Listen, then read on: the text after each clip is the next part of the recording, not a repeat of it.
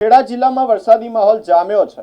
Ahmedabad Vadodara national highway number 48 પર આણંદથી નડિયાદ વચ્ચે જોરદાર વરસાદ વરસી રહ્યો છે અને આ વરસાદ એટલો મુશળધાર વરસી રહ્યો છે કે વાહન ચાલકોને વાહન ચલાવવામાં પણ મુશ્કેલીનો સામનો કરવો પડી રહ્યો છે। વરસાદના કારણે વિઝિબિલિટી ઘટી જતા ભારે વાહનો સહિત અન્ય વાહન ચાલકોને હેડલાઇટ ચાલુ કરવાની ફરજ પડી છે। કાળા ડિબાંગ વાદળોથી સમગ્ર વિસ્તાર છવાઈ જતા દિવસ દરમિયાન પણ સાંજ જેવો માહોલ સર્જાયો છે। ભારે વરસાદ અને પવનના કારણે વાહનોની ગતિ ધીમી પડી છે, જેના કારણે કેટલાક વિસ્તારોમાં ટ્રાફિકની સ્થિતિ પણ સર્જાઈ છે।